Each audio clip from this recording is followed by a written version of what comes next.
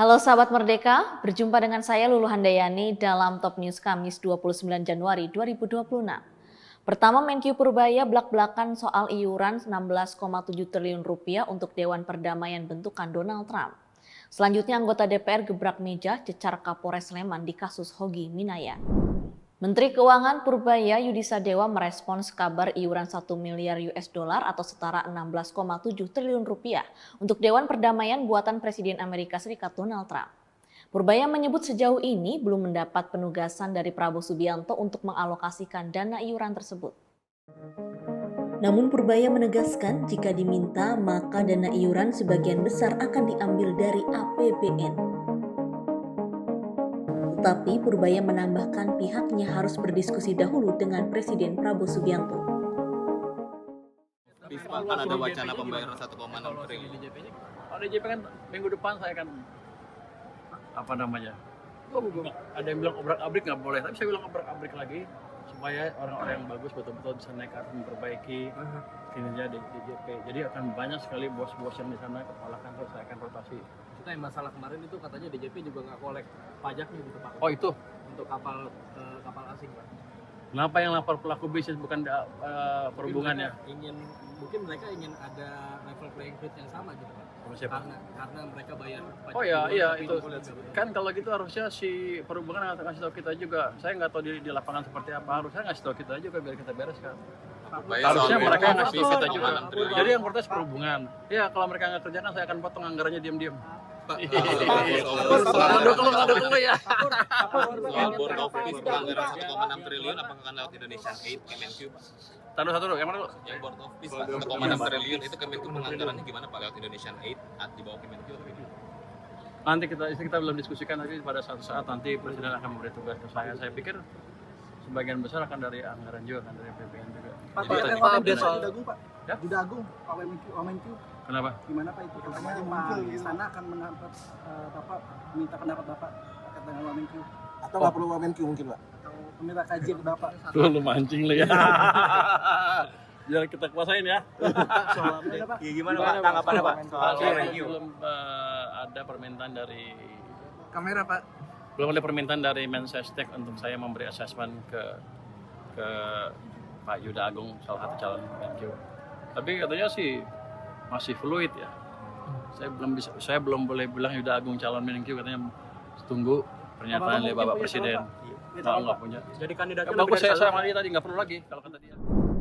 Komisi 3 DPR memanggil Kapolresta Sleman Kombes Edi Stianto usai heboh kasus suami korban jambret menjadi tersangka.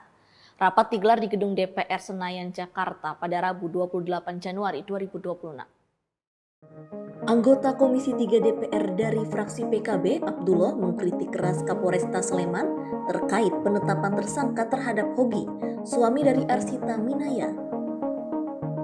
Sambil menggebrak meja, sosok tetangga jenderal ini marah karena merasa heran atas keputusan polisi dan jaksa. Silakan Pak Abdul dari Partai Kebangkitan Bangsa. Terima kasih pimpinan. Ini berat kalau udah jenderal-jenderal dan senior-senior yang ngomong nih. Kita bukan siapa-siapa Pak. Kita tengjen, tetangga jenderal. Di logika saya Pak, kenapa saya bilang tengjen tetangga jenderal? Jadi saya bayangin begini. Saya bertetangga dengan jenderal. Terus rumah jenderal tersebut kebakaran. Padahal beliau nggak ada di rumah, ya kan? Karena kekhawatiran saya kebakaran itu merembet ke rumah saya, akhirnya saya masuk ke rumah itu. Saya pecahin kacanya, saya siram kebakaran itu. Bayangin nggak? Terus karena beliau nggak ada di rumah, karena ada konflik lah, istilahnya ya ada konflik lah, misalkan saya dengan jenderal tersebut. Apalagi kalau begitu Pak, akhirnya saya dipidana memasuki rumah tanpa izin dan melakukan perusakan. Bayangin Pak, semuanya bisa dimainin Pak, semuanya bisa dijadikan alasan. Kenapa saya bilang saya ini tetangga jenderal? Ya semuanya ketika punya kekuasaan bisa. Semuanya bisa. Apalagi ada kepentingan. Apalagi ada gesekan. Apalagi, aduh ini Pak, udah viral kok masih bertahan terus Pak.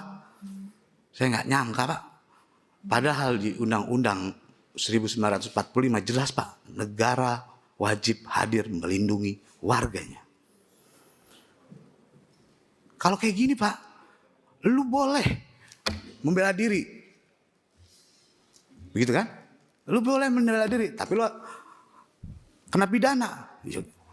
Terus kita jadi warga bagaimana Pak melindungi diri kalau dipidana terus? Padahal jelas ini di reskrim nggak masuk Pak. Nyari-nyari bener habis reskrim lantas. Aduh itu baru kombes. Apalagi jenderal tetangga saya. Aduh bisa dipenjara saya Pak.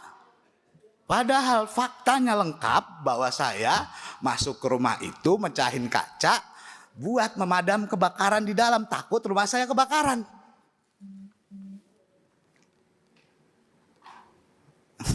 Aduh, logika saya pakai logika sederhana aja Pak. Nggak usah pakai pasal-pasal itu Pak. Saya bukan mantan jenderal, bukan mantan hakim, bukan mantan, saya masyarakat biasa Pak. Tapi dengan logika itu tuh.